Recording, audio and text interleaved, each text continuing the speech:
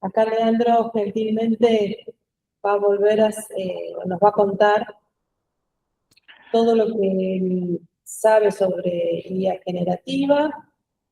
En el episodio lo enmarcamos precisamente para la administración pública, pero ahora le vamos a poder dar, Leandro, un carácter general, si quieres. Correcto. Nosotros vamos a repetir un poco la historia de cómo funciona la inteligencia artificial generativa en grandes rasgos, porque si ustedes van a hacer una propuesta de utilizar inteligencia artificial en cualquier lugar, tienen que tener fundamentos para poder defender la herramienta y qué es lo que están ofreciendo. ¿Está bien? Sobre todo porque hoy hay un gran hype respecto de la inteligencia artificial y las personas creen que hay como una magia detrás y que es todo posible. Y bueno, en realidad la inteligencia artificial habilita una solución a nuevos problemas, pero tampoco es la herramienta para todo. Y de hecho, se pueden llegar a encontrar con que muchas veces herramientas que, son previas a la inteligencia artificial funcionan mejor. ¿Está bien? No tienen que poner inteligencia artificial solo por poner. Tienen que encontrarle el problema en el que consideran que funciona mejor que otras herramientas ya establecidas. Porque hay toda una historia con la que llegamos hasta acá respecto de la historia de la computación y de la inteligencia artificial en general, que nos ha dado una diversidad de recursos y herramientas que no son para desperdiciar. Simplemente tenemos que ver cuál es la herramienta adecuada según el problema con el que vamos a ir lidiando. Ya estamos entonces, Ceci, como para arrancar, ¿estás grabando? Está todo en marcha. Sí. Listo, para. Bueno, repasemos entonces algunos conceptos previos a la inteligencia artificial generativa. Podemos tomar como punto de referencia algo que deberían haber utilizado durante mucho tiempo, que es Google, un buscador, ¿no? Me imagino que más de alguna vez habrán buscado algún contenido y habrán utilizado el famoso buscador de Google, que de hecho ya tenía hasta su propio verbo, que es googlealo. Y esto en realidad tiene que ver con una estrategia con la que se resolvió algo que era muy complejo, que era la de poder encontrar algo que estábamos buscando en vastos conjuntos de datos.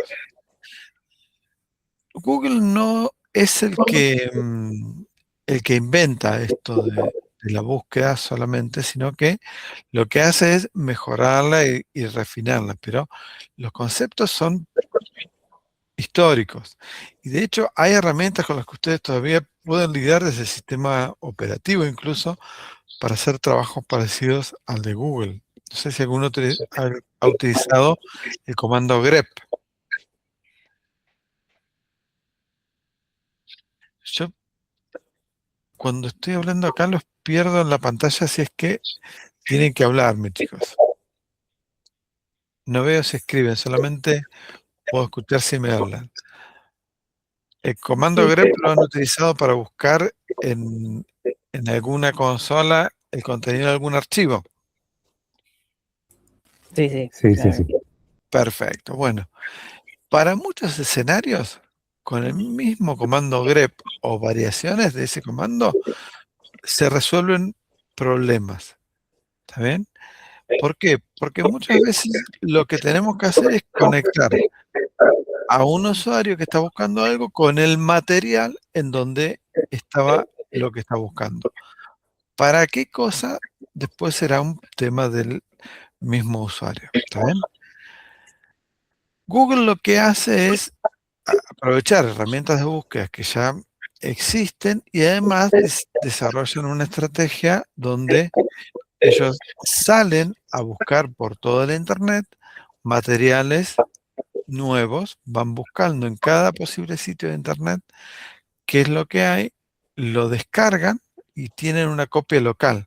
Por eso es que les digo que hace como un grep cuando llega el momento, porque lo hace sobre algo que se guardaron en sus propios servidores de almacenamiento.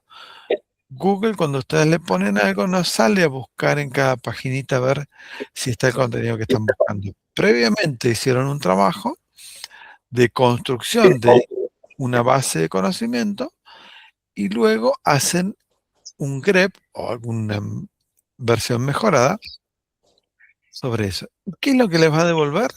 La lista de los archivos donde estaba lo que encontró. Ese principio de funcionamiento es algo que ya bien hecho resuelve problemas en las organizaciones que tienen mucha documentación. Encontrar en qué documento tenía algo ya resuelve un problema. Bueno, aparece esta nueva herramienta que es la inteligencia artificial, que ya vamos a ver en un ratito que no es la única inteligencia artificial que tenemos, pero esta se llama la inteligencia artificial generativa, porque tiene la capacidad de generar un nuevo contenido. Cuando utilizamos buscadores como Google, lo que hacemos es decir, este es tu archivo entero y adentro en algún lugar está lo que estás buscando. Cuando utilizamos una IA generativa, lo que decimos es, estoy escribiendo la respuesta que vos hubieras generado luego de haber leído el material que tenía el contenido que estabas buscando. ¿Está bien? Lo hace en una manera que vamos a abordar un poquitito más adelante, pero es token a token, palabra a palabra, va generando una respuesta. Utiliza unas técnicas que se llaman probabilísticas. Esto quiere decir que las palabras que van construyendo las va incorporando en función de la probabilidad de que tiene esa palabra o token de ser lo que sigue en la respuesta. Y esto que parece mágico tiene una serie de limitaciones. Por ejemplo, tiene un límite de corte, una fecha hasta la cual todo su conocimiento, entre comillas, es relevante. ¿Por qué? Porque una vez que fue construido, no tiene forma de incorporar nuevo conocimiento, salvo algunas estrategias que vamos a abordar dentro de un rato. Pero por sí solo, los modelos generativos no tienen posibilidad de aprender algo por fuera de todo lo que leyeron cuando fueron construidas. Y después aparecen problemas como el riesgo de alucinaciones, que tiene que ver con esto que les decía antes. No me escribe una respuesta tal cual como estaba en el texto en el que estaba lo que estaba buscando, sino que me construye una respuesta.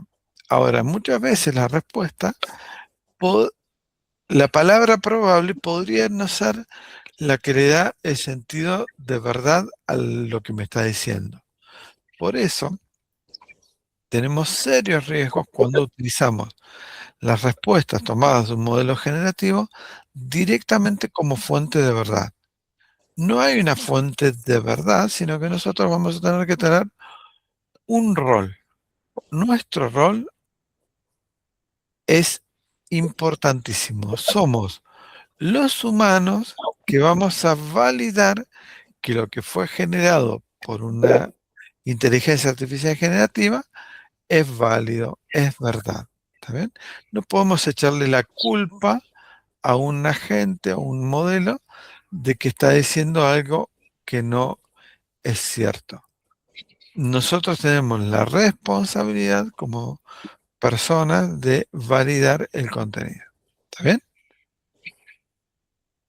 Bueno, entonces, les hablaba del tipo de problemas para el que es adecuada la IA generativa y acá les muestro una lista de algunos usos para los que andan muy, muy bien. Por ejemplo, podemos pedirle que haga un resumen de algo que yo le estoy dando. Podemos pedirle borradores de texto. Podemos decirles, yo te doy un contenido y búscame algo sobre este contenido que te he dado y construime una respuesta. ¿Está bien? Para esto, aprendemos a iterar contra nuestros modelos de inteligencia artificial en una estrategia que ha mostrado buenos resultados. Por ejemplo, definimos cuál es la tarea que queremos resolver, le damos lo que se llama el contexto y después le ponemos nuestro criterio para ver si lo que estamos recibiendo está bien o no, si es de calidad lo que estamos diciendo. ¿Cómo lo hacemos? Si me está diciendo que hay una respuesta que cita, por ejemplo, un material bibliográfico, un autor, lo que sea, manualmente vamos y revisamos lo que nos está diciendo y ahí es donde estamos seguros de que lo que estamos poniendo es verdad. Si no, siempre corremos el riesgo de haber caído en una alucinación. Hasta acá, ¿cómo vamos? Bien, por ahora Muy se bien. entiende. Vamos. Antes les dije, la inteligencia artificial no nace con la inteligencia artificial generativa. Hay toda una historia previa de la inteligencia artificial como una forma de hacer que las máquinas se comporten como humanas. Para esto, durante mucho tiempo se crearon mediante técnicas basadas en la estadística, en el procesamiento de datos, de números, técnicas de distintos tipos para construir modelos que tenían un solo propósito. Por ejemplo, un modelo podría ser construido para decir si algo pertenecía a una categoría de riesgo o no riesgo. Un modelo que lleva muchos años en funcionamiento es el famoso detector de spam que ustedes pueden haber visto en los correos electrónicos. ¿Vieron que muchos correos se los clasifica como spam? Bueno, por detrás hay un modelo que tenía como única tarea haber resuelto ese problema, de decir, ante un correo determinado, ¿qué probabilidad hay de que sea un spam o no? Hay montones de problemas más que caen dentro de esta categoría y que son aptos para ser modelados con este tipo de modelos discriminativos, se llaman, o estadísticos, o inteligencia artificial no generativa. Hay muchas formas de referirse, pero tratan sobre esto. Hacen una discriminación de una categoría, otras veces hacen una predicción numérica, por ejemplo, pueden hacer un pronóstico, pueden haber modelos que son diseñados para pronosticar qué temperatura va, va a haber a partir de ciertas condiciones previas. Todos esos modelos existían y todavía existen porque no han perdido su razón de ser. La inteligencia artificial a la que estamos expuestos hoy no reemplaza a este tipo de soluciones de machine learning. Seguramente ustedes han escuchado el término ese de machine learning, ¿no? Leandro, por ejemplo, cuando en Netflix te da distintas películas, dice, esta puede ser que sea de tu gusto, es porque Es un vos siempre sistema de recomendación muy bien, es uno de los ejemplos adecuados. Hay herramientas para hacer análisis de imágenes, hay un montón de usos. De hecho, hay técnicas de procesamiento del lenguaje natural estadísticas que funcionan de 10 y que por eso les digo, para todo no necesitan meterle inteligencia artificial generativa. Hay un gran boom ahora porque todos la usen, pero ustedes como profesionales de la administración de sistemas, si son hábiles en utilizar técnicas que están probadas y que se ha demostrado por años que son efectivas, y la conectan con el problema correcto, ¿para qué utilizar IA generativa que tiene otro montón de problemas? ¿Está bien? No necesitan usar IA generativa para todo. Estos modelos todavía se siguen construyendo y van a seguir vigentes porque resuelven problemas que no son aptos para la IA generativa. Una predicción numérica, determinar una clasificación en función de cientos de miles de datos, eso no es tarea para la IA generativa que conocemos. Así es que todo este mundo también los espera a la salida de la carrera para seguir estudiando. ¿A dónde se utilizaban, por ejemplo, bases de datos, búsquedas, estrategias de búsquedas, sistemas antifraudes donde dependiendo de no sé si alguna vez les ha pasado en una operación con tarjeta que por algún motivo Visa o Mastercard o el que sea rechaza la transacción y te dice no, tenés que hacer un pasito de validación extra. Bueno, eso fue porque detrás pasó por un sistema de scoring, de fraude, y dicen, bueno, acá hay algo que me llama la atención, esto no es una operación normal o habitual, hagamos que valide para prevenir que haya un uso indebido de una tarjeta. Decía recién scoring porque también se utiliza para hacer clasificaciones de clientes o de prospectos de venta para ver si vale la pena a un cliente ofrecerle un descuento para que no se vaya o para ver si invierto esfuerzo en una promoción para hacer nuevos clientes. Todos estos trabajos son trabajos para la IA tradicional, vamos a llamar. Y la nueva IA es esta que genera, como les dije antes, mucho cuidado porque esto no es un motor de búsqueda, ¿está bien? Lo que te diga el asistente no es que fue a buscarlo a algún lugar, por lo menos en su versión conceptual inicial, no es así. Después, más adelante, vamos a ver que han intentado mejorarlo un poquito, pero la IA generativa tradicional no es motor de búsqueda, ¿está bien? Esto es un repaso de lo que vimos antes y cómo venimos hasta ahí. ¿Alguna inquietud, alguna duda?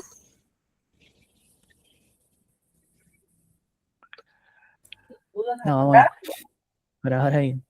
Bueno, fíjense, vamos a hacer un recorrido medio rápido sobre cómo es el proceso de construcción de un modelo de inteligencia artificial generativo. Los discriminativos, habitualmente requieren trabajos como estos, de definición del problema, definición de los recursos. Son todos proyectos, chicos. Ustedes están utilizando un producto que fue concebido en forma de proyecto. Tuvo un origen. El origen es una persona, un equipo, una organización, lo que sea, que decide construir un modelo de inteligencia artificial. Definen objetivos, definen qué materiales van a utilizar, analizan si tienen los permisos necesarios para poder utilizar esos materiales, definen cuál va a ser el propósito del modelo, si va a ser un modelo generalista, si va a ser un modelo especializado, si va a ser un modelo que hable un solo idioma o que va a hablar múltiples idiomas. Todas esas decisiones que se toman acá tienen impactos en el trabajo que va a costar construir ese modelo.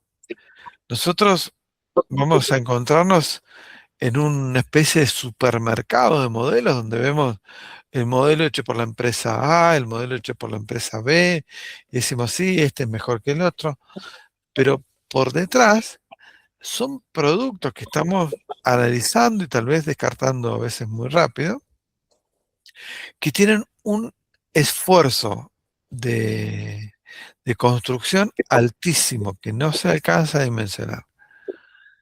Una vez que yo tengo claros los objetivos como empresa que quiere diseñar su propio modelo, tengo O sea, un costo económico también, muy alto. altísimo. Hablamos de millones de dólares, miles de millones de dólares algunos modelos. ¿Está bien? Otra de las decisiones que están acá, que se va a tomar, el producto que voy a generar de mi trabajo, ¿va a ser un modelo libre o va a ser un modelo propietario? ¿Con qué licencia voy a permitir que lo usen? Acá se cuecen muchos de los puntos que ustedes después van a decidir para ver si se quedan con un modelo o no. ¿Está bien? Y mucho, ¿te acordás cuando empezó el chat GPT, que era libre, que todos lo podían usar, pero en realidad lo que estaba haciendo también era acumular información de Bueno, todos los que tiene una pensaban? explicación que viene por acá. ¿Por qué? Yo les dije antes que hablábamos de Machine Learning, ¿está bien? Cuando hablamos de Machine Learning, hablamos de lo que es, entre comillas, se llama enseñarle a las máquinas. Enseñarle a las máquinas, en realidad, implica darle ejemplos donde están etiquetadas las cosas que están bien, las cosas que están mal, y el material que yo le voy a poner con el que va a aprender, finalmente, tiene que ser un material que está curado de alguna manera o tomado de orígenes que yo tengo permitido hacerlo. Los modelos originales se comprobó mediante distintas estrategias que se habían ingestado, se habían metido en este embudito donde hay contenido de todo tipo para construir el modelo, materiales que por ahí no estaba claro si estaban habilitados para hacerlo o no. Libros completos, sitios web, eh, interacciones de redes sociales, muchas veces tomados con técnicas que se llaman de scrapeo. Scrapeo es ir a una página y copiársela. Es lo que hace el buscador de Google, pero el buscador de Google tiene códigos, vamos a decirle entre comillas, porque el buscador de Google respeta unas directrices que se llaman de robots.txt, donde si el sitio dice esto no te lo lleves, Google no se lo lleva. Bueno, eso es voluntario. Todos estos proyectos, muchos se llevaron más de lo que estaba permitido. Muchos de estos proyectos son hechos por organizaciones que tienen a su vez redes sociales. Entonces, para ellos no era difícil tener acceso a todo lo que han interactuado las personas en esas redes sociales durante muchos años. Entonces, hay contenido de redes sociales que no estaba claro. La gente cuando interactuaba que podía llegar a ser parte de algo que un modelo podía aprender para utilizar para aprender a hacer algo. ¿Está bien? Bueno, esto es otro problema, un terrible problema. La cantidad de datos que se pusieron acá, imagínense que en el 2023 era toda la internet que había hasta ese momento, más todos los libros de todas las bibliotecas que se pudieron copiar, más todo lo de todo que pudieron, bueno, lo metieron. Ahora, 2023 hasta acá, hay una puja de querer construir más y más modelos nuevos, entonces les ha pasado que se quedaron sin materia prima, talaron todos los bosques de la información y ahora necesitan más ejemplos. Entonces, por eso lo que mencionaba Cecilia hace un rato, de que en algunos casos van a tratar de tomar lo que vos converses con los asistentes, porque necesitan material fresco, materia prima que no sea algo que ya hayan visto antes, para seguir aprendiendo. Esto, como es inmensamente grande, también pasó por unos filtros donde hubo personas que tuvieron que validar y quitar mucho de lo podrido que pudiera venir acá, de contenido tóxico, ofensivo, Sí. nada, toda la basura de internet, como esto proviene de scrapeos, hay tanto contenido que es tóxico que tuvo que ser filtrado por personas. Bueno, hoy afortunadamente hay mejores herramientas para hacer estas tareas, pero en algún punto esto fue un costo humano que se pagó con servicios de terceros en algún lugar del mundo a bajo costo y bueno, Ese mundo pobre. Sí. sí, montones de personas que terminaron quemadas. Este trabajo hoy todavía se sigue haciendo. Hay servicios de moderación de contenidos que sigue siendo por terceros, que lo hacen las redes sociales sin decirte mucho, pero que en realidad hay una persona en el tercer mundo, en algún lugar, que está mirando lo que vos estás posteando a ver si es tóxico o no es tóxico. Bueno, esta es una zona de la que se habla poco, pero que tienen que saber que existe y que en algún momento fue trabajo de personas como estas el tratar de limpiar acá los contenidos. Porque también, ¿qué pasa? Después a los modelos les exigen que no sean discriminativos, que no tengan contenido de violencia. ¿Cómo haces para controlar algo que es masivo? Todo el Internet. Es muy difícil. Esto se trabaja con controles bastante buenos, pero algunas cosas pueden llegar a pasarse por alto, ¿sí? Una vez que tengo todo mi material, lo meto en el horno de entrenamiento. Este horno de entrenamiento son data centers llenos de placas que se llaman GPUs. Las GPUs que ustedes conocen por ahí son las GPUs que se utilizan para jugar. Estas son mucho, pero mucho más grandes. Hablamos de placas que tienen 80 GB de memoria, 100 GB de memoria. Son carísimas, consumen muchísima energía. Estos data centers son gigantes, son carísimos de operar, consumen muchísima agua. Y bien, esta parte de acá, una vez de que pasa tal vez meses de entrenamiento, meses de trabajo, termina generando un producto que se llama el modelo en su estado más crudo. ¿Cuál es la única capacidad de ese modelo? Generar una próxima palabra. Todavía ese modelo es un modelo que no sabe cómo seguir una conversación, no sabe cómo dirigirse a un usuario, no sabe un montón de cosas que necesitan ser enseñadas mediante un proceso adicional. Este modelo que salió de la fábrica debe ser instruido mediante, nuevamente, personas que lo educan con un proceso que se llama ajuste por refuerzo humano, donde personas le van dando conversación y en función de lo que responden le dice respondiste bien, respondiste mal. Este tipo de problemas, si te lo plantean así, encáralo de esta manera. Esta educación también es un proceso muy costoso porque involucra humanos. Acá hay mucho trabajo humano para lograr que los modelos eh, tengan una capacidad de llevar una conversación adelante. ¿Está bien?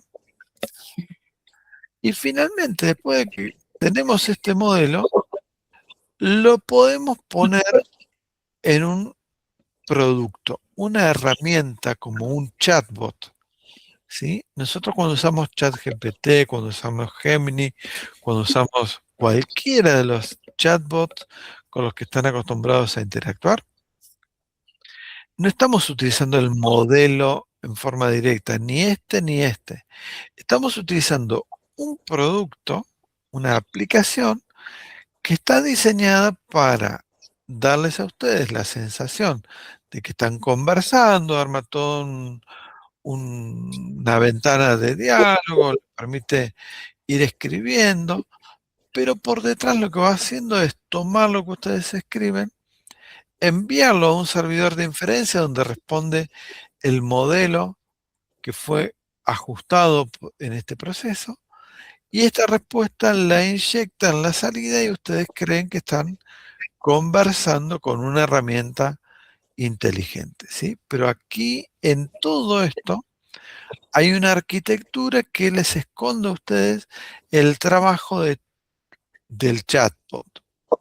Ese trabajo del chatbot, en el cuaderno que les he compartido sobre el final, lo tienen desarmadito como para que lo puedan estudiar y que vean cómo podrían ustedes construir sus propios chatbots. ¿Está bien? ¿Por qué? Porque finalmente ustedes van a tener posibilidad de utilizar modelos como estos, y si hacen el uso adecuado de las interacciones con los usuarios, van a poder simular estos chatbots. Y acá yo les dije, esto es un producto. Este producto lo operan empresas. Empresas que muchas veces son las que construyen nuevos modelos y a las que les faltan materias primas. Por eso van a tratar de que todo lo que la gente hable, retenerlo para poder utilizarlo como materia prima en futuros entrenamientos. Tienen también necesidad, los que hacen ajuste fino, de ver cómo lo va a utilizar la persona. Hay usos genuinos de la información. La verdad es que si no se analizara lo que hablan las personas, tampoco los que están haciendo este trabajo de educación tendrían idea clara sobre qué es lo que quiere la gente realmente cuando interactúa con un asistente. Entonces no podrían entrenarlo en forma adecuada. Sin este proceso iterativo, esto es un círculo porque está permanentemente retroalimentándose. Lo que se pone acá es analizado por estos, y a veces, si el material no es adecuadamente cuidado, puede llegar a ser parte de esto. Ustedes, como obligación, digamos, lo que deben cuidar es que los datos de las empresas, los datos personales de ustedes, no formen nunca parte de esta ingesta, para que no se entrenen modelos con datos de organización. Bueno, Claro, por eso en la administración pública, que se manejan datos sensibles, ahí es importante analizar este tipo de cuestiones. exactamente. Ustedes tienen que entender qué es lo que está pasando con cada servicio que van a utilizar. Y van a tener que demostrar a veces que no se están yendo datos de la organización hacia la nube para que no caigan en datos que son guardados y luego reutilizados para entrenar. Bueno, ¿cómo estuvimos hasta ahí? ¿Conocían todo este caminito? ¿Alguna pregunta? ¿Conocías el camino? No. Camila dice que no lo conocía. Bueno. ¿Por qué una CPU y no una GPU por la velocidad de procesamiento?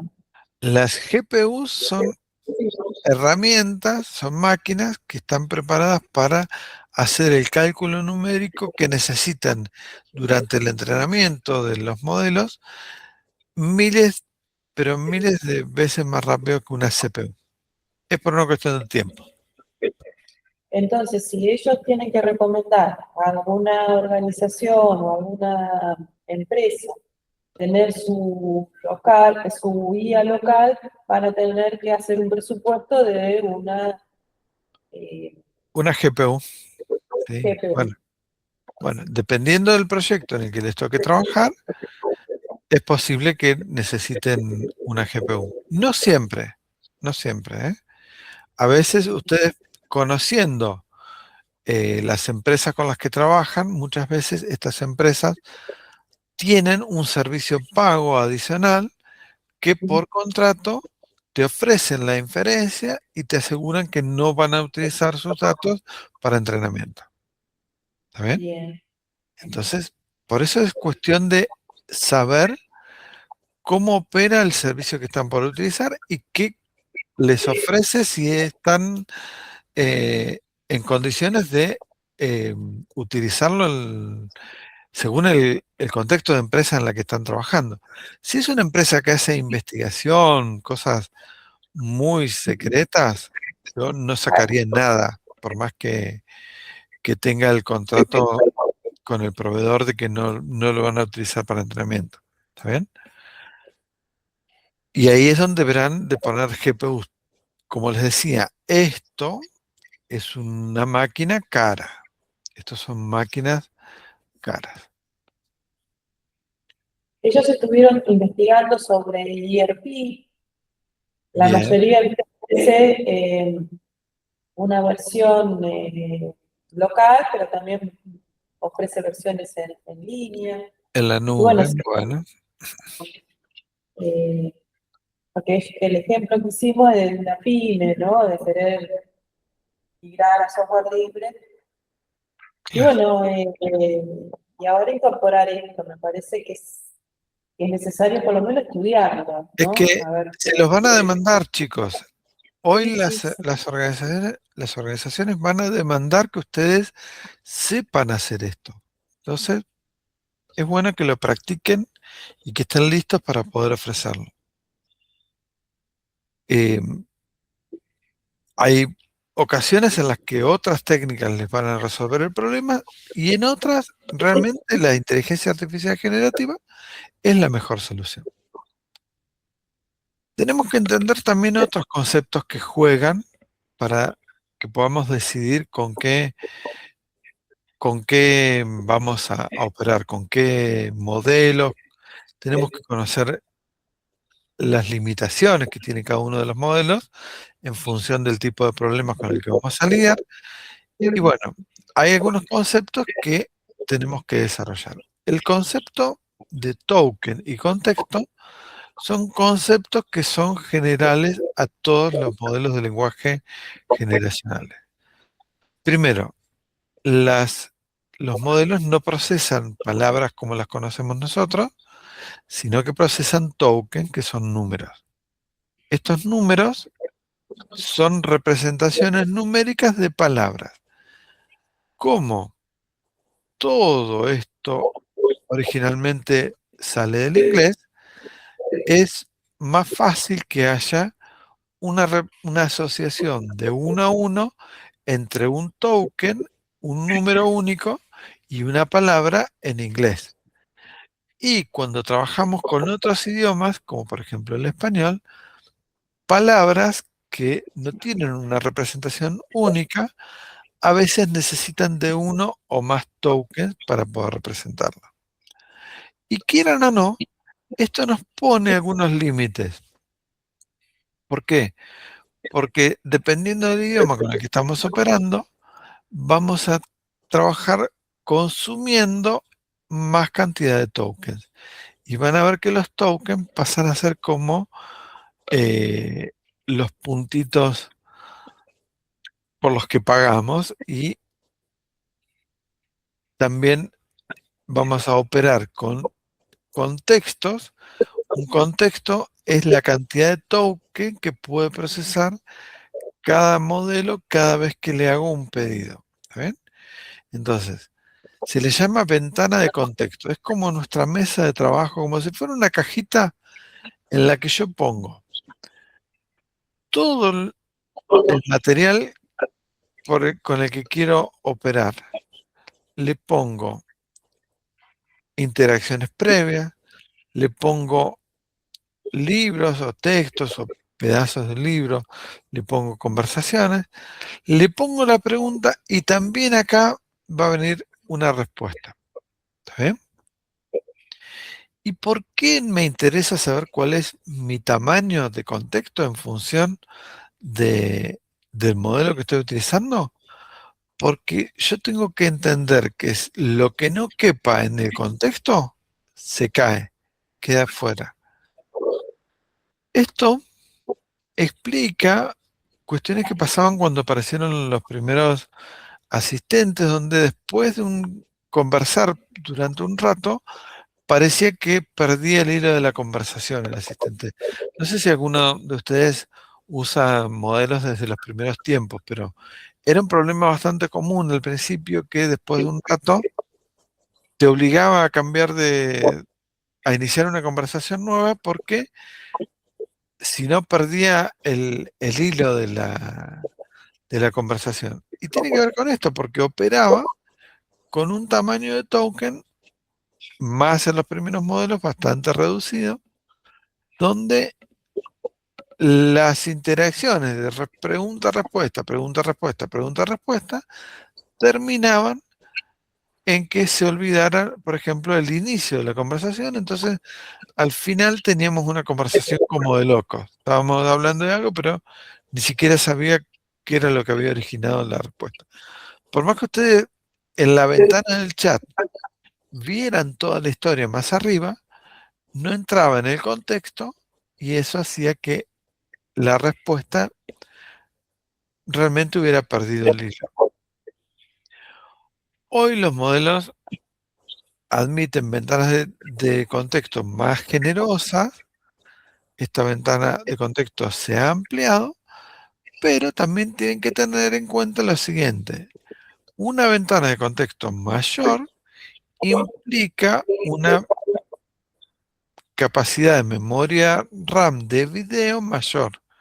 Entonces, ahí es donde empiezan a jugar los tiras y aflojes entre para qué tipo de problema estoy resolviendo, qué solución estoy dando, qué recursos tienen, qué es lo que podemos ofrecer para que haya una solución de equilibrio, que no tenga los modelos excesivamente más grandes solamente porque una vez cada tanto voy a tener un contexto muy grande, ¿no? Hoy esto se resuelve con estrategias de gestión del contexto. Los asistentes modernos tratan de compactar lo que se va poniendo acá, como que lo van resumiendo, pero bueno, son operaciones invisibles a los usuarios. Por dentro sigue pasando lo mismo. Todo lo que va al modelo es lo que cabe en esta cajita de la ventana de contexto. ¿Ven? Y dependiendo del idioma, puede ser que necesite más tokens, o sea que puedo poner menos contenido en español que en inglés sin exceder la ventana de contexto.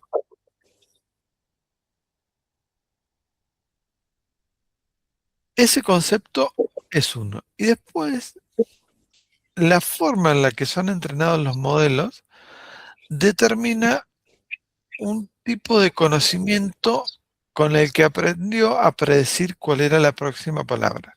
¿Recuerdan de eso? Bueno, ese tipo de conocimiento se llama el conocimiento paramétrico. El conocimiento paramétrico está soldado, vamos a ponerle, en el modelo.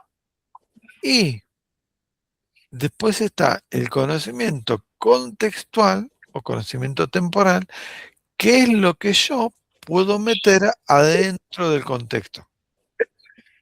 Por eso, cuando yo le hago una pregunta sobre algo que le estoy dando adentro de mi contexto, estas dos tipos de memoria tienen una preferencia sobre la otra. En las respuestas va a preferir siempre el contenido de la memoria contextual, por lo tanto, tengo menos probabilidad de alucinaciones cuando le estoy preguntando sobre algo que yo le estoy proveyendo en el mismo contexto. Y se lo estoy preguntando en qué sentido. Le estoy preguntando para que me resuma, para que me aclare, para que me construya una respuesta mejor. Todo lo otro, el contenido paramétrico, es como su cultura general, digamos, pero puede tener falta de precisión a la hora de precisar datos concretos, ¿sí? Algunos datos, hechos históricos muy, muy conocidos los va a acertar bien, pero si ustedes le preguntan, yo me acuerdo que me divertía mucho preguntándole a los primeros modelos sobre cuestiones de la batalla del 7 de marzo, que era improbable, por supuesto que tenían idea, y claro, me decía que había participado San Martín, nada, eran delirios hermosos. Pero bueno, es porque aprende a predecir, y, por supuesto, tenía mucha más más bibliografía en su aprendizaje sobre San Martín que sobre la batalla del 7 de marzo, entonces era más fácil que construyera una respuesta con eso. Bueno, si sabemos esto, entonces, ¿qué es lo que les parece a ustedes que hace que funcione mejor un sistema? Tratar de cuidar de que las respuestas a lo que le estamos preguntando estén cerquita de lo que está preguntando. ¿Está bien? Esa es la mejor estrategia que tenemos para asegurarnos que haya calidad en las respuestas. Dos conceptos entonces: conocimiento paramétrico, conocimiento contextual. El paramétrico lo aprendí en el entrenamiento, el contextual se lo estoy dando yo. Le estoy diciendo, toma este texto y resumímelo, o de este texto decime si habla de tal cosa, o construirme una respuesta basada en este documento. Eso es la mejor estrategia. Y además, con esto vencemos el problema de la memoria fija, que yo les había contado antes, que teníamos un modelo que había aprendido hasta el día en que lo pusieron en el horno. Después no tuvo forma de aprender más nada. Los modelos no pueden modificar esta memoria paramétrica. Solamente podemos usar algún truco para meter contenido en esta memoria contextual. ¿Bien? Los modelos, una vez que se entrenan, quedan entrenados con esa información. Correcto. Queda con esa memoria paramétrica. Entonces Bueno, nosotros le podemos agregar más información, pero él va a resolver en base a las dos cosas, a lo que tiene almacenado. muy bien. Va a preferir primero la memoria contextual y si no, va a construir con lo paramétrico. Por eso, entonces, el terrible problema de las alucinaciones, más que nada en la gestión donde nosotros tenemos que construir contenido que sea acertado, es importante evaluar todas las estrategias de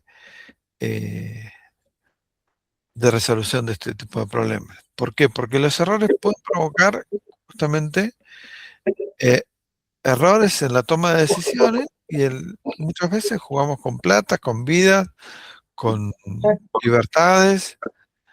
¿Está bien? Este tipo de problemas que se producen por la alucinación.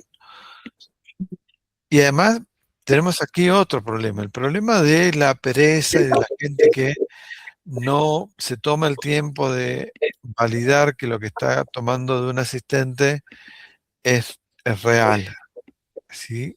Hay como una tendencia a que creen todo lo que escribe el agente, por más que es un agente moderno de hoy, todavía el riesgo de alucinación existe.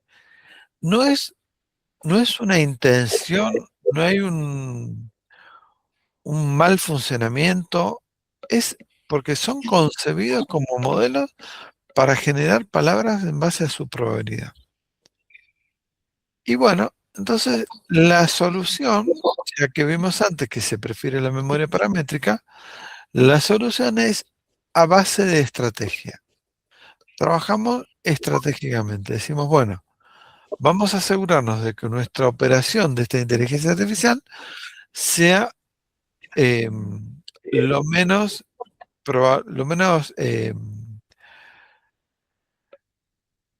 que tenga menos probabilidades de alucinar. Y conceptualmente la estrategia o marco de trabajo se la llama RAG. ¿Sí? ¿Por qué?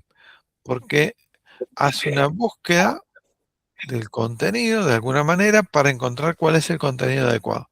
Acá vale en la búsqueda, hasta en la búsqueda de buscador que les mencioné antes.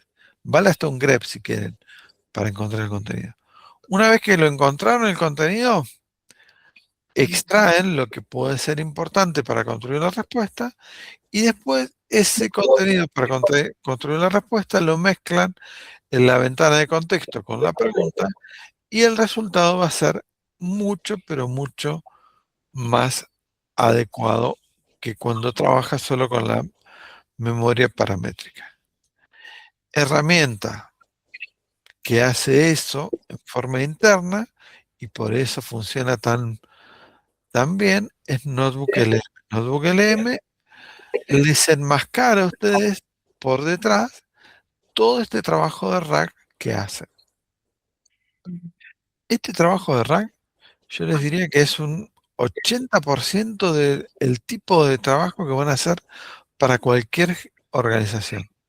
Todas las organizaciones que ustedes vayan a interactuar, que les pidan una solución de inteligencia artificial, el 80% de los problemas seguramente se soluciona con alguna estrategia de buscar, incorporar en un contexto y construir una respuesta en base a eso que está ahí. Esto es hacer como un chat, un notebook LM propio. Yo digo notebook LM asumiendo que todos lo usan, pero ¿hay alguien que no lo haya visto nunca? ¿Lo usaste? ¿No? Sí, acá Camila lo usó, César sé que también, Meli también. Mauro, ¿usaste el Notebook LM?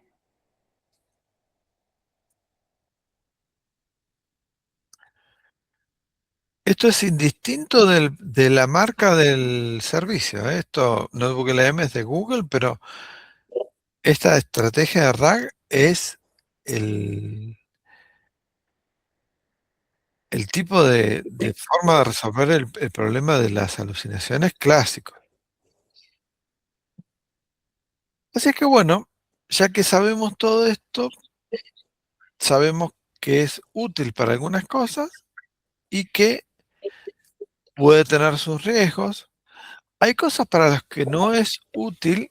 La inteligencia artificial generativa, como les dije, no es útil para tipos de problemas donde tenga que hacer predicciones. El problema es que los asistentes, ¿vieron en esa etapa donde se les enseña, que se les hace ese ajuste fino, que se los educa? Se los educa muchas veces para ser serviciales y para dar siempre una respuesta. Entonces, eso es muchas veces el motivo por el que va a intentar dar una respuesta por más que esté por fuera de sus capacidades. Si ustedes le preguntan qué número va a salir en la lotería mañana, y va a intentar dar alguna respuesta capaz. Cuando está claro que no tenemos forma de que por más asistente generativo que sea, tenga una posibilidad de ver el futuro. Menos por ahora. Vamos a ubicar el tipo de herramienta con los problemas correctos, ¿sí? Es ideal para trabajar y procesar grandes volúmenes de texto, sobre todo para hacer resúmenes, donde yo les doy el texto y le pido que me hagan resumen. Es muy bueno para hacer borradores, para reescribir. Siempre el humano de copiloto, que es el que decide, y tener cuidado con esto. Nosotros, cuando recibimos una respuesta, la respuesta es generada con convicción y no tiene intención de mentir, como les dije antes. Simplemente la construye de tal forma que era estadísticamente adecuada, entonces se ve re bien como respuesta, pero no tiene forma de saber si algo es cierto o no es cierto. Yo no puedo decirle al asistente, dame esta respuesta, pero no me mientas. No tiene conciencia. Recuerden, están trabajando con un generador de números por detrás. No hay una conciencia para saber si lo que te está por decir es mentira o no es mentira. No puedo decirle eso. Somos nosotros los que debemos mirar lo que estamos recibiendo y ponerle nuestro criterio profesional. ¿Sí? Nosotros somos los responsables. Después, respecto de cómo le pedimos las cosas, se han ido mediante experimentación, porque también hay algo que es verdad. Acá nosotros estamos lidiando con productos que no salieron con un manual de uso. Estos son productos que se diseñaron y mediante la experimentación se fueron descubriendo para cuáles tareas eran buenos, para cuáles no eran buenos. Y dentro de la experimentación surgieron técnicas con las cuales se vio que si estructuramos los pedidos que le hacemos de una manera, tenemos los mejores resultados en los primeros intentos, porque si no nos pasa que le damos una pregunta, tenemos una respuesta, no nos satisface, le repreguntamos, y empezamos con un ciclo que se puede extender hasta aburrirnos y tal vez no darnos ni un resultado, y que si en realidad nos enmarcamos en una forma como esta de preguntar en forma estructurada, podemos tener mejores resultados. Por ejemplo, estas estrategias de ingeniería de prompt las van a encontrar en Internet. Hay montones de materiales, pero todos concluyen más o menos en esto, que yo tengo que darle claramente una tarea que tiene que hacer. Definirle un rol le ajusta el vocabulario, le ajusta por ahí un poquito, como que lo acerca a la forma en la que te va a responder la tarea. Por eso se le han hecho muchas personificaciones, responde como un experto en tal tema. Bueno, eso es parte de la definición de cómo le decimos que se tiene que comportar, pero después siempre proveer el contexto de fondo es lo más útil. No confiar en el conocimiento paramétrico, salvo que estemos preguntando cuestiones hipergenerales. ¿Está bien? Después, en la forma en la que me va a responder, yo puedo pedirle que me lo dé en un formato específico, por ejemplo, un formato adecuado para redes sociales, un formato con tono profesional, un formato con tono el que quieran.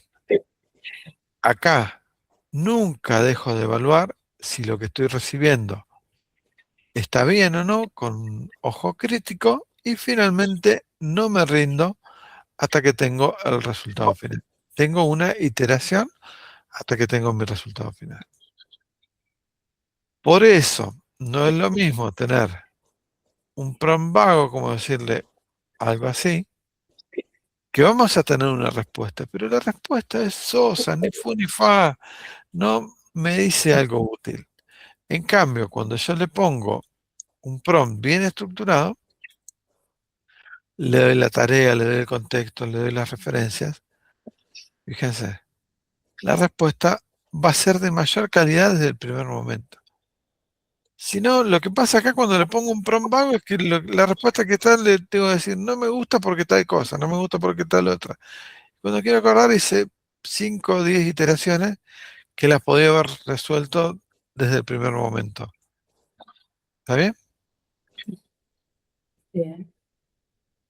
Bueno, y repasando entonces lo que tenemos una historia que nos antecede con la inteligencia artificial, que era la inteligencia artificial discriminativa, y ahora también incorporamos la IA generativa, una no excluye a la otra, tenemos el tema del conocimiento fijo, que es el paramétrico, el conocimiento contextual, que es lo que le estoy dando, que son las dos cosas que utiliza para generar una respuesta. Trabaja en una forma predictiva en cuanto a que genera cada una de las palabras y que finalmente este es uno de los problemas por los cuales recibimos alucinaciones, y siempre y cuando nosotros sepamos cómo esto funciona y lo usemos estratégicamente con nuestra responsabilidad, tenemos una excelente máquina para resolver un montón de tareas.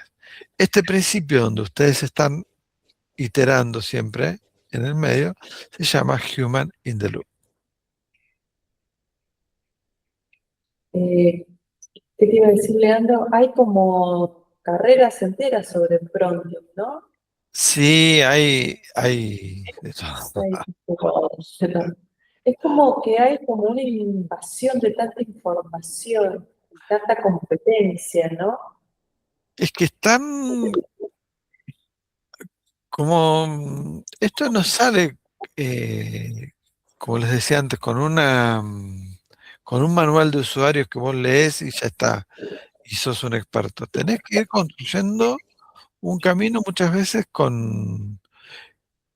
con esfuerzo, con prueba y error, con aprender de los errores y construir conocimiento con mucho esfuerzo. Y bueno, los que han ido construyendo conocimiento a veces generan sus propias formaciones y hoy hay una gran cantidad de ofertas, por supuesto, pero todas van más o menos por lo mismo, tratar de hacerte tomar conciencia de cómo funcionan las herramientas, cuáles son estrategias de prompting que han dado resultados, el concientizar, siempre concientizar de que lo que genera la IA es una versión que necesita evaluación por el humano.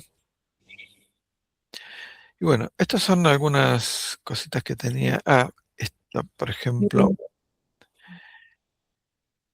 nosotros antes hablamos de los modelos de lenguaje.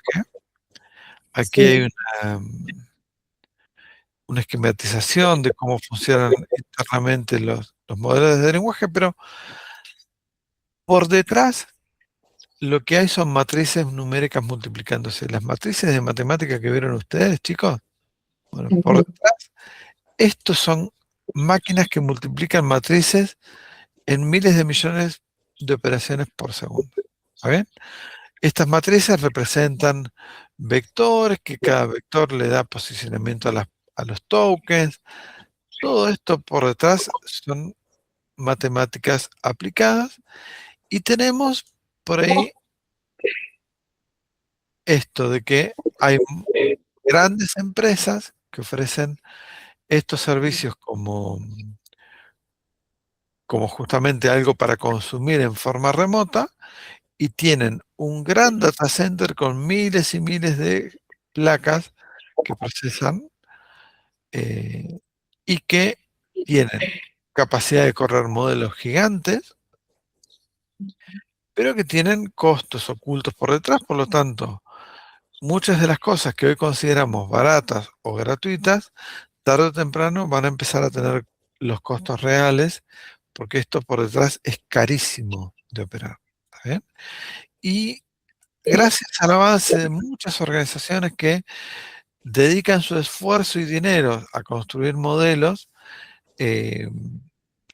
tenemos la posibilidad de correr modelos más pequeños, esos son los famosos modelos LLM pequeños, en nuestras propias organizaciones mediante el uso de placas GPU de tipo doméstico. Estos serían, fíjense la diferencia de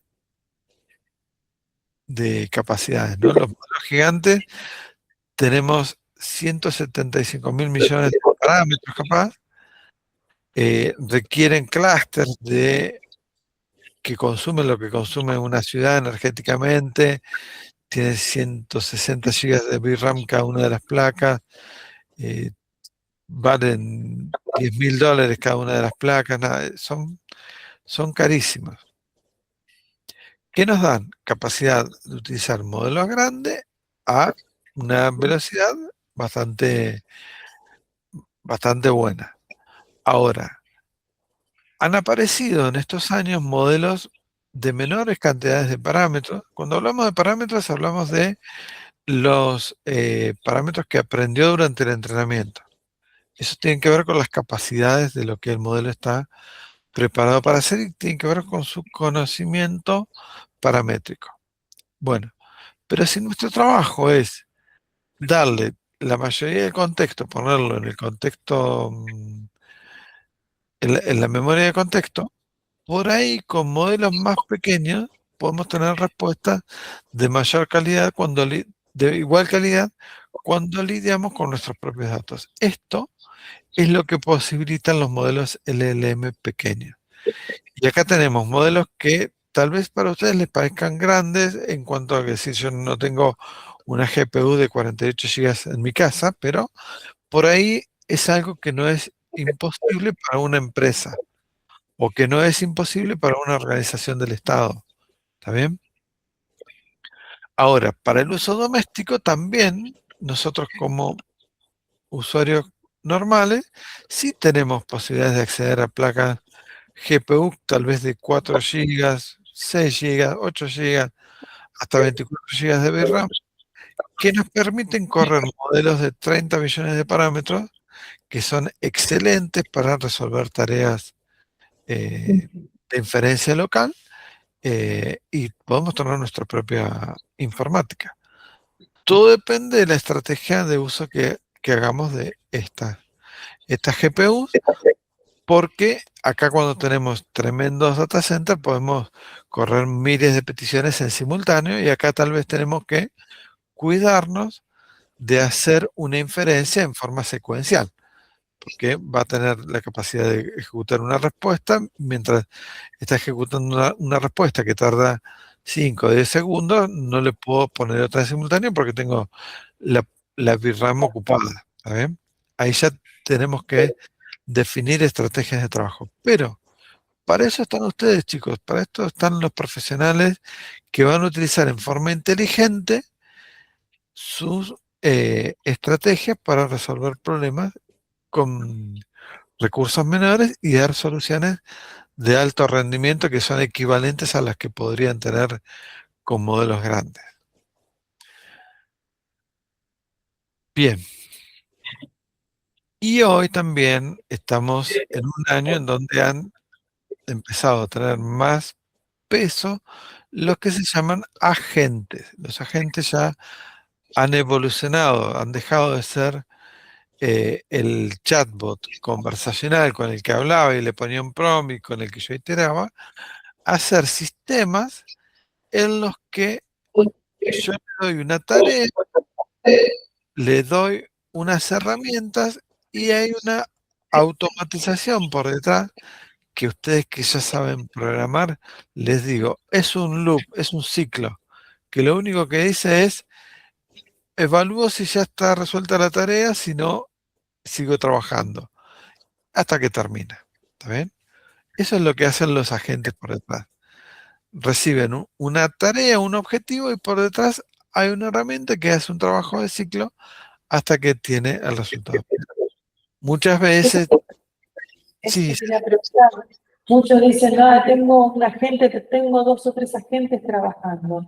¿A qué se refieren tener 2 agentes trabajando? que muchas veces, dependiendo del problema, se subdivide la tarea y reparten entre uno o más agentes que van a utilizar por detrás modelos LLM como si estuvieran chateando, y reparten su trabajo. Pero por detrás esto siempre lo podemos descomponer hacia todo lo que vimos antes.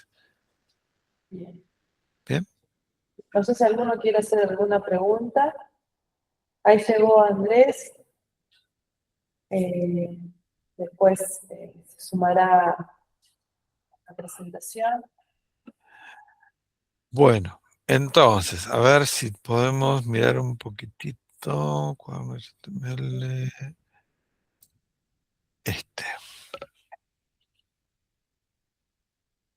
Acá debería estar apareciéndoles esto en sus compus. Fíjense, esto les muestra cuál sería la diferencia entre ponerle una pregunta a un buscador como Google, que lo que me va a dar es una lista de respuestas, ¿no? Y yo tengo que ir y ver si el contenido que está adentro me sirve o no me sirve y cómo dice. En cambio, un asistente lo que hace es escribir palabra a palabra cuál es la más probable. Acá tienen otra pregunta con la que pueden jugar. ¿Les apareció esto? ¿Ya lo están viendo? ¿Te podés mandar Sí. a Andrés que recién se sumó el link para que se... ¿El link para entrar? Sí, porque él recién se sumó. Ahí. Copiar. Ahí está Andrés. Entra ahí, te tenés que generar un usuario. Tenés que unirte a un grupo, el único grupo que hay disponible, y podés entrar a ver la presentación y las actividades que está haciendo Leandro. Esto es interactivo, chicos. Ustedes deberían poder tocar cualquiera de los botones y deberían estar probando así como estoy probando yo.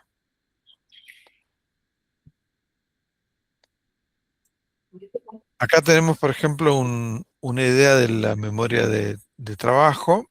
¿Está bien? Fíjense que yo le puedo poniendo contenido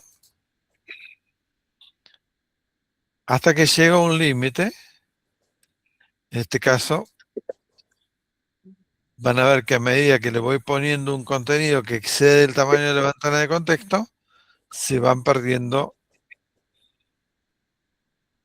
contenidos anteriores. Entonces, entender del modelo que estoy utilizando cuál es el tamaño de la ventana de contexto, me da una idea de cuánto contenido le puedo meter. ¿Está bien? Así es como usamos esto que acabamos de aprender. La ventana de contexto me da una idea de cuánto contenido le puedo meter cuando le vaya a hacer una pregunta sobre ese contenido. Esa ventana de contexto incluye la pregunta, incluye también la respuesta.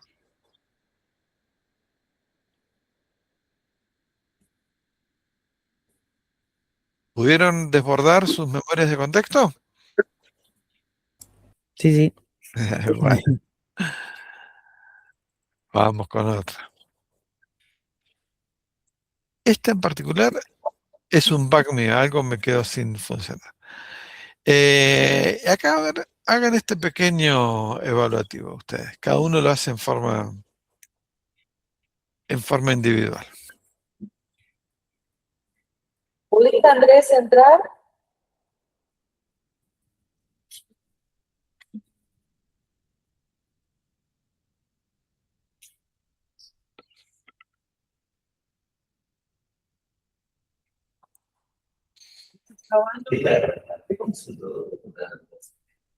El-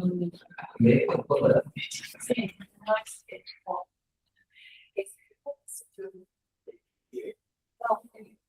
no, pero- sí, ahí está.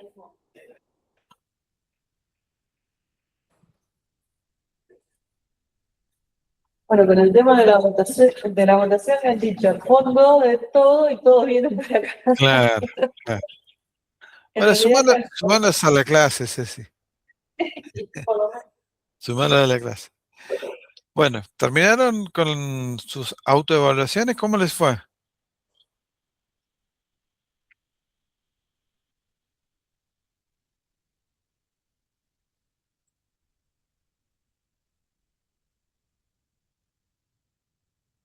como que fue Camila.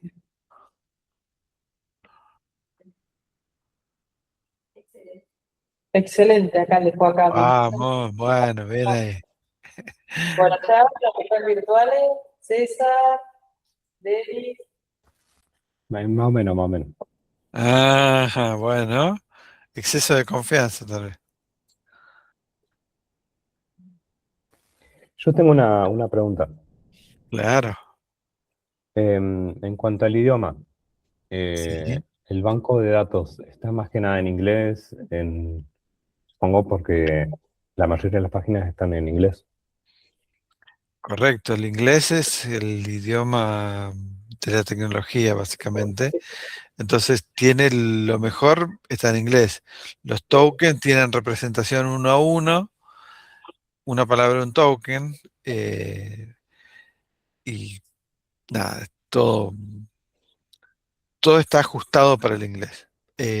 Hay esfuerzos de construcción de modelos latinoamericanos, por ejemplo, si quieren buscar y formar parte de ese proyecto, a ver si lo encuentro. Oh.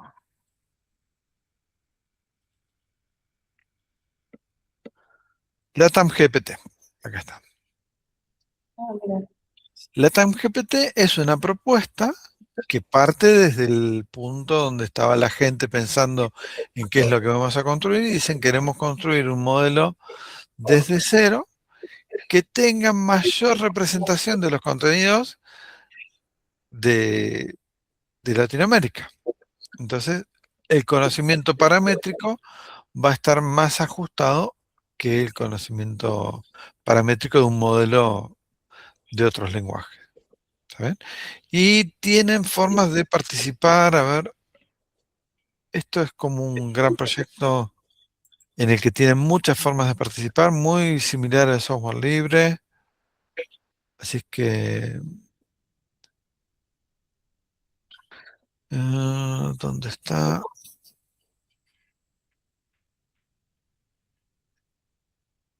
A ver, ¿Quiénes interesante. están participando? Sí, sí, tiene soporte de empresas que aportan recursos. Es un proyecto grande, ¿eh? Hay que buscar la forma de contactarse y ver si se puede participar de alguna manera. Bueno, ¿Por bien. qué? Porque, fíjate vos, el esfuerzo que necesita de gente el construir un modelo. Y nosotros ahora vamos a proponer utilizar un modelo hecho por una empresa. Una empresa Claro, que tiene miles de millones de dólares, entonces se dan esas cosas, que hay empresas que destinan tiempo, energía, dinero a construir modelos para que sean un bien para la humanidad. Hay un modelo europeo que anda muy bien, que se llama, ¿qué se llama? Mistral, de la empresa Mistral. Ese modelo tiene mejor aceptación en Europa que otros modelos. Por ejemplo, China tiene el modelo Qwen, el modelo DeepSeek, no sé si los han escuchado. Son todos modelos hechos por empresas que, bueno, tienen varios propósitos justamente de liberarlos para la comunidad. Es el darlos a conocer, es el competir con gigantes y por detrás suman colaboraciones de muchas personas que permiten construir modelos que hoy compiten realmente a la par contra modelos comerciales. No te digo de primera línea, pero no, algunos entran en los top 10, ¿eh? mira qué interesante para la materia de software libre, Claro, ¿no? bueno, también tienen que evaluar eso, chicos, los modelos que estén por utilizar, con qué licencias son distribuidos, porque te dan a veces los modelos para descargar, vos los descargás y los utilizás, pero después te das cuenta que tenían restricciones si querés usarlos con propósitos comerciales. El modelo que les proponemos nosotros se llama Gema 4 y sale con licencia Apache 2. Por eso es el modelo que les recomendamos para experimentar y para familiarizarse más, porque ya el tipo de licencia les permite hacer lo que quieran con este modelo. ¿Está bien? No es que tenemos una preferencia por Google, sino que encontramos que este modelo que están regalando al mundo es excelente, tiene una ventana de contexto muy amplia, tiene soporte multidioma, soporta algo que no conversamos durante toda esta historia, es que los modelos son modelos de texto a texto, de imagen a texto o de imagen a imagen. No solamente hoy se construyen textos, sino que también se construyen imágenes, videos, sonidos. Lo mismo también interpretan imágenes, videos, sonidos. Bueno, este Gema 4 es multimodal, así que tiene un modelo súper versátil. Además, está pensado para funcionar en el eje. Esto quiere decir que funciona hasta en un celular. Yo tengo una herramienta que se llama, que es de Google, se llama Earth Gallery, y uno puede correr ahí un Gema 4 con 4 billones de parámetros en un celular, aunque esté desconectado de internet. ¿Está bien? Y soporta multimodal. Así es que Gema 4 por eso lo estamos insistiendo tanto, porque es un modelo tremendo. Esto que les tengo acá es construcción de prompt, ¿bien? Estrategias de prompting. Fíjense, tiene aquí para ver ejemplos de un buen prompt en función de distintos problemas.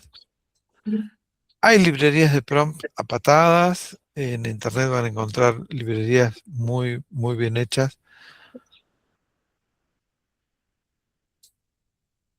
Acá tenemos una generación donde ustedes pueden practicar paso a paso cómo se construye la siguiente, una frase, por ejemplo. Acá el expediente fue elevado a la. Y acá ustedes, en función de la probabilidad, pueden ir construyendo cuál es la próxima palabra. Si eligen la que tiene más probabilidad, van a darse cuenta que es una estrategia muy común. La respuesta sería una respuesta que tiene sentido. Sin embargo, hay otras palabras que pueden formar parte de la respuesta que tienen tal vez menor probabilidad. La elección de la probabilidad es un parámetro que se ajusta cuando uno interactúa con un modelo mediante código. Cuando a ustedes les toque lidiar con los modelos, van a encontrar que hay un parámetro que se llama temperatura y que tiene que ver con qué tanto habilita en porcentaje a la elección de la próxima palabra. Si ustedes quieren hacerlo más determinista al resultado, o sea que siempre responda de la misma manera, tienen que ir bajando ese parámetro que se llama temperatura casi hasta el 0. Y si quieren dejarle libertad creativa, lo aumentan. Y eso lo que hace es que en las respuestas intervengan palabras que por ahí no sean tan probables. Bueno, esto es una forma de jugar a ser un asistente. Y se nos va acabando el tiempo, Cecilia, ¿no? Tenemos muy poquito tiempo. Yo tengo Sí, todo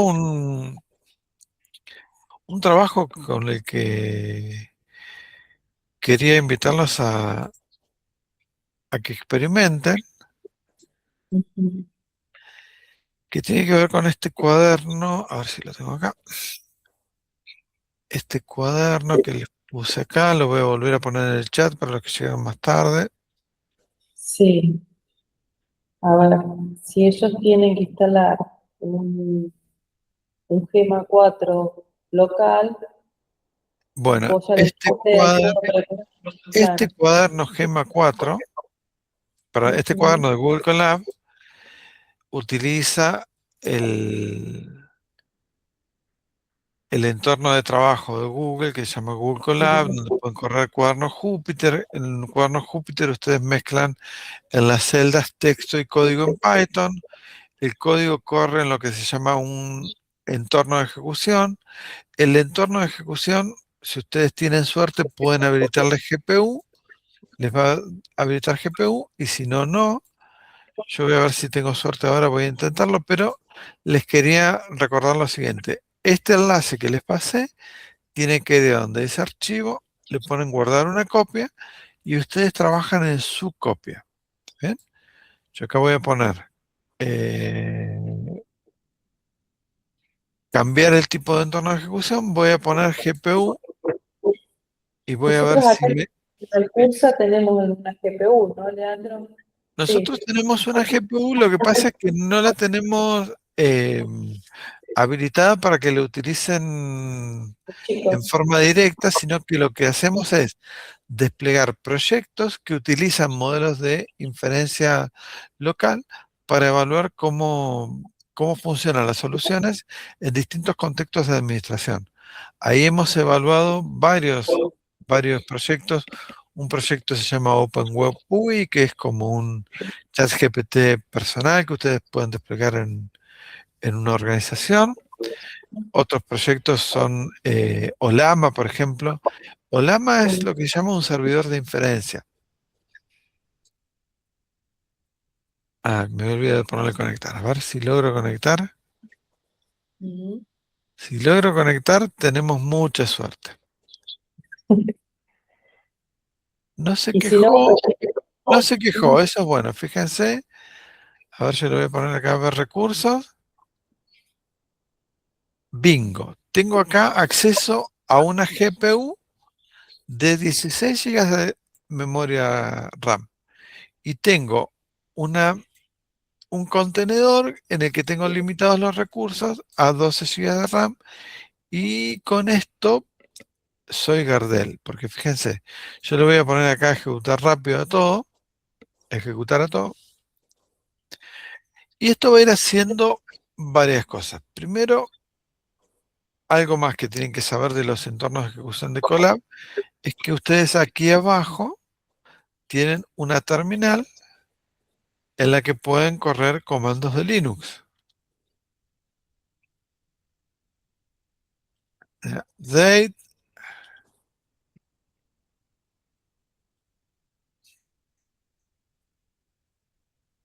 Bien, mientras esto está trabajando, yo puedo ir corriendo comandos de Linux y ver cómo funciona. Fíjense, acá lo que está haciendo la primera celda es descargar Olama. Olama es un servidor de inferencias maravilloso. Servidor de inferencias implica que toma un modelo que fue liberado a la comunidad para que lo podamos utilizar para nosotros. ¿En dónde están guardados esos modelos? Si utilizamos Olama, Olama tiene un servidor propio de almacenamiento. Y yo acá les muestro rápidamente, fíjense, la maquinita de Google es una maquinita chiquita, ¿no? Tiene nada más que 2 cores y 12 GB de RAM. Pero para muchas tareas esto sobra. Lo más mágico es que me dio una GPU que si yo pongo NVIDIA SMI o pongo NVTop, NVTop,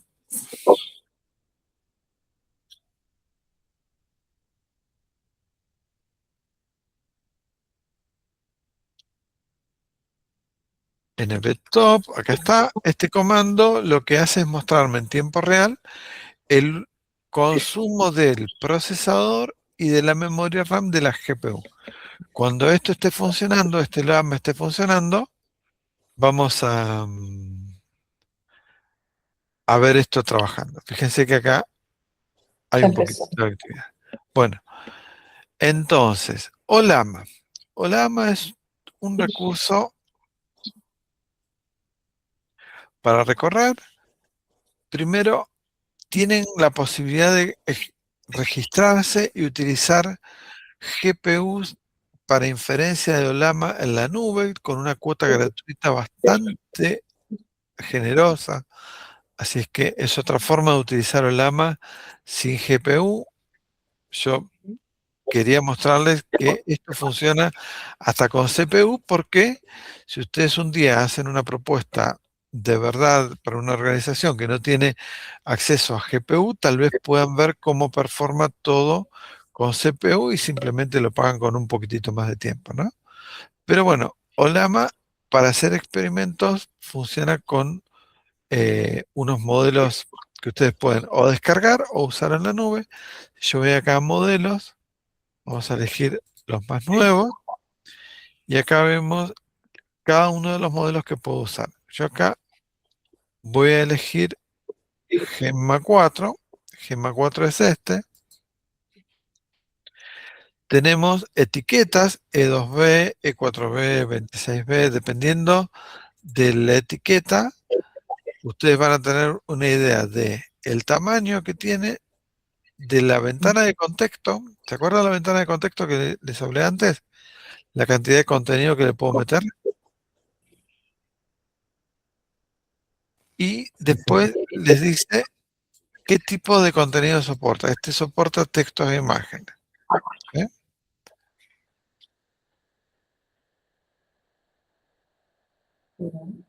Bueno, ¿cómo viene trabajando esto? A ver.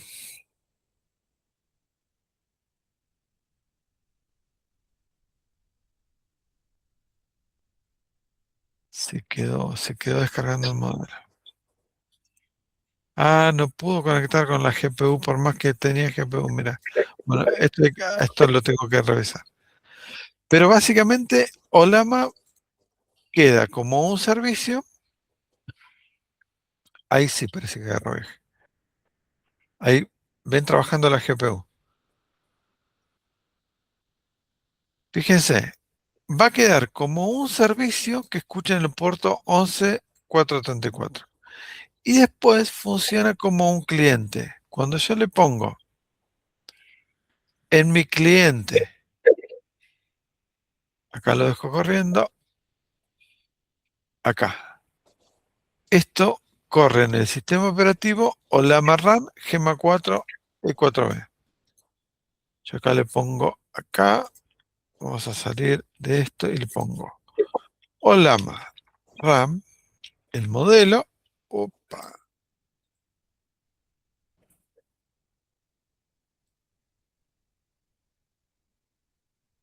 no, no quería esto.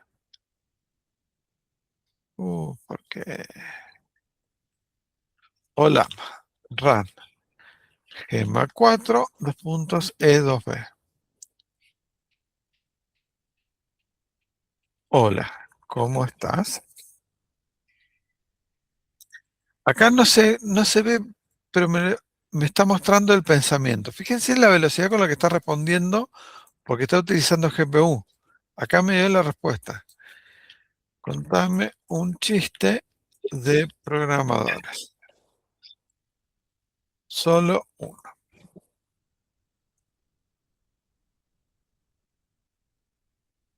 Bueno, esta velocidad de respuesta que estamos teniendo acá, si utilizan CPU, es mucho más lento. Nada más que eso cambia. Y acá tenemos la respuesta. Se dan cuenta que con un cliente en consola pude entrar, ejecutar el modelo y empiezo a interactuar.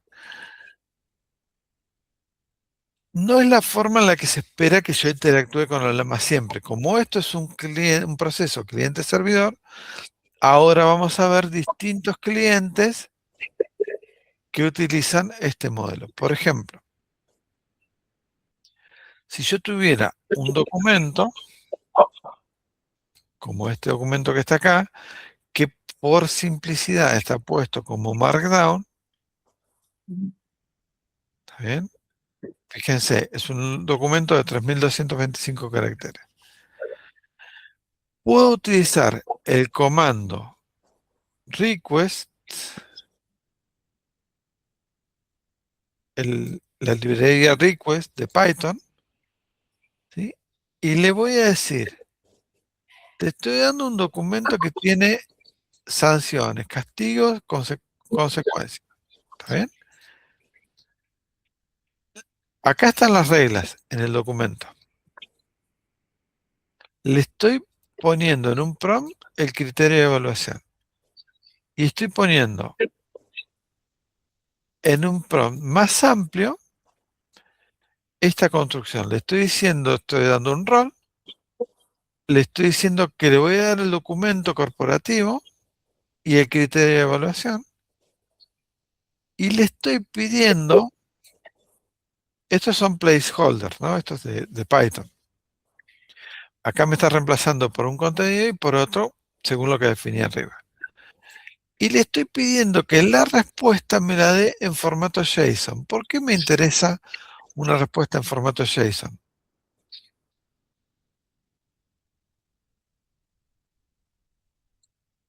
¿Por qué se les ocurre?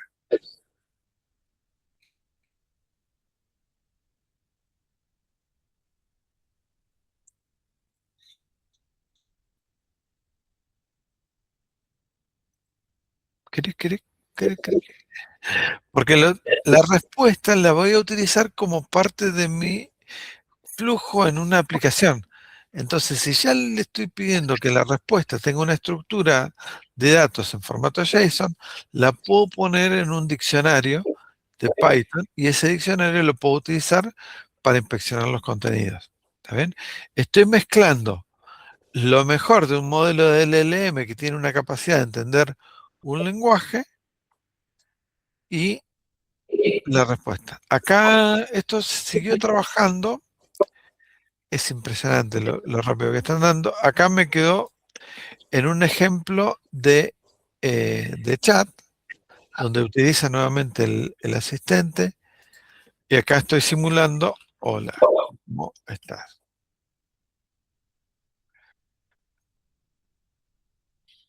Claro, ellos tanto programación no tienen, me parece. Bueno, pero no Sí, es sí, no es una sí, programación difícil, chicos. No se sientan abrumados si ven mucho código, porque además es todo código que es explicable justamente por asistentes. Eh, Acá lo que está mostrando es un asistente conversacional donde le pregunta sobre normativas. Todo este ejemplo está desarrollado paso a paso, pero yo le puedo decir a qué hora es la entrada que yo. En función de estos documentos que están más arriba, a ver dónde están, acá.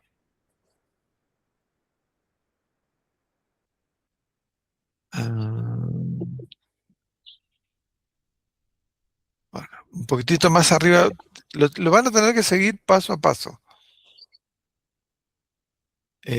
Y acá justamente tenemos esto, que es lo que vale oro, que en donde no encontró el contenido, porque estamos usando la estrategia de RAG, me dice que no encontró algo. ¿Está bien? No me acuerdo cuál es la pregunta que le podemos hacer acá, pero yo le voy a poner acá salir para que continúe. bueno, pero de todos modos, para que ellos tengan un ejemplo, que puedan jugar, que puedan ver. Este documento tiene la mayoría de las cosas que les pueden llegar a pedir en cualquier organización donde tengan que hacer procesamiento de documentos, donde tengan que hacer herramientas que conversen con sus datos. Se les llama esto, dicen, yo quiero conversar con mis datos. Bueno, las estrategias en las que yo converso con mis datos parten desde las más básicas, como esta que les mostré acá, donde tengo el documento y lo mezclo en un prompt y le pido una respuesta y después analizo la respuesta. ¿Ven? Fíjense que acá la respuesta que me dio hoy es que sí que cumplía los requisitos, la pregunta que sí le hacía. Bueno, vamos a ver cómo les va, vamos a ver cómo nos va con el armado del proyecto y después te invitamos a que los escuches. Cuando estén ya jugando con esto, si quieren hacemos otra reunión y vemos cómo les está yendo. Yo lamento que no me haya alcanzado más el tiempo, pero era importante que estableciéramos una base de conocimiento sobre cómo funcionan los modelos, porque si no después vos no entendés por qué las cosas te andan mal. Acá tenemos un problema con la IA generativa, que es que no es que no te da una respuesta. Te da una respuesta y no está buena, no está bien. Entonces tenés que entender cómo usarla y cuáles son las estrategias para lidiar con los problemas habituales de la IA generativa. Vamos a ver si nos da el tiempo, porque también ya se termina la cruzada. ¿Está bien? Pero vamos a ver si nos organizamos y si, eh, y cómo vienen ellos también. Dale. Acá una de las celdas tiene un ejemplo de cómo interpretar una imagen, por ejemplo. Ok, Fíjense, bueno, está claro. les descarga la imagen la convierte en base 64 porque necesita que así esté para poder meterla dentro de un prompt y le pide en el prompt, a ver, acá, dice, por favor describe la imagen en detalle. Ustedes acá jueguen, háganle otras preguntas y vean cómo trabaja esto. Cambien las imágenes, pónganle otras imágenes. Acá tienen la cuestión de la temperatura que les decía hoy. Poner una temperatura baja les asegura previsibilidad en las respuestas, que a medida que las repiten van a tener una respuesta similar. Si dejan muy creativo esto, o sea, si yo le estoy preguntando que me describa la imagen, me conviene que tenga una temperatura baja. Si yo le estoy pidiendo, dame ideas para a partir de esta imagen hacer algo, le estoy pidiendo ideas, le estoy queriendo en realidad que sea creativo, me conviene elevar la temperatura. Esto, cuando uno utiliza un asistente conversacional normal, no lo tiene como para regularlo. Lo podemos regular cuando interactuamos con los modelos con programación.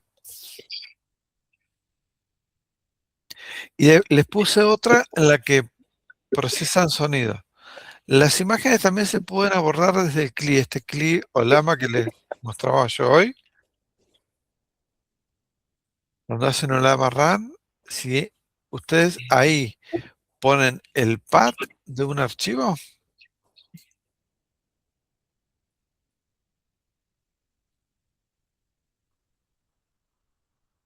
fíjense.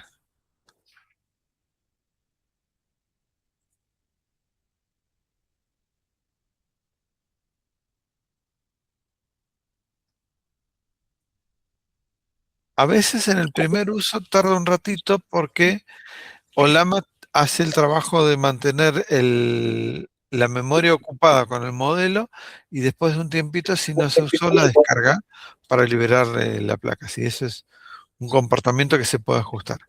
Le digo, describí, está en /content .jpg.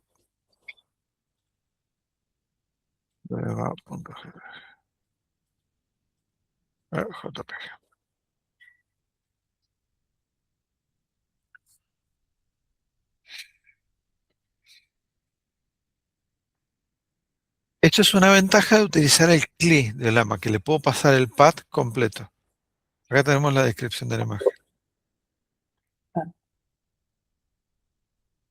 Si lo trabajo desde Python, tengo que convertir la imagen a base 64.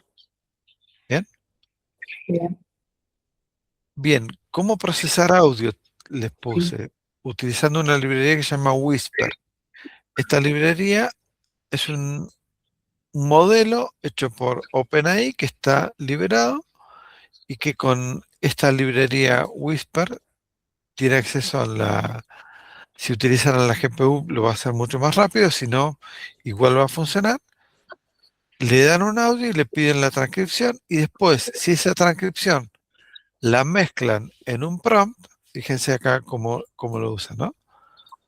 El prompt del audio le mezcla el texto que transcribió antes con otra herramienta.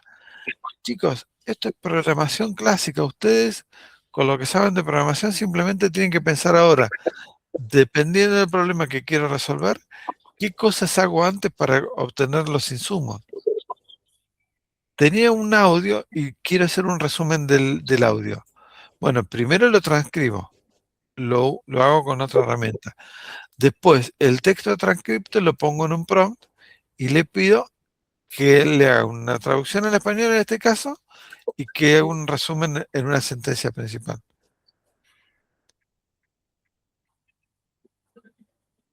Y acá tenemos la respuesta. Y después acá tenemos una herramienta que se llama Llama Index, que es una de las múltiples opciones con las cuales uno puede hacer RAG con mayor facilidad. Hacer RAG implica esto de encontrar los contenidos para embeberlos en un contexto. Bueno, esto se los voy a dejar para que lo exploren y después nos consulten en todo caso, porque va a requerir de que le presten un poquito de atención.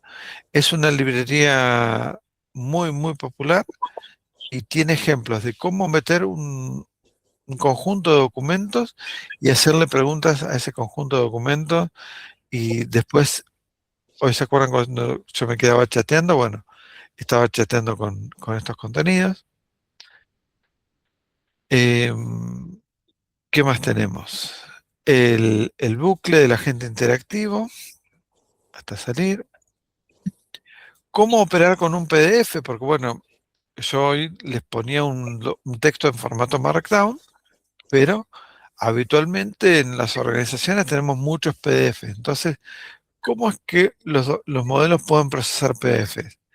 En el caso de Gema 4, Gema 4 soporta en forma nativa PDF, pero si yo puedo usar una librería como PyMu PDF, también puedo hacer una extracción del texto y luego ese texto meterlo adentro del contenido, del prompt.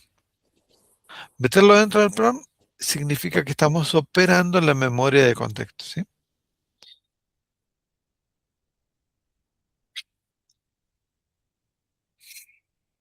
Bueno, Bueno, Leandro, hay de todo para acá hacer. pegamos. Sí. Vamos a, bueno, muchas gracias, pero vamos a dejar de grabar. Dale. Sí.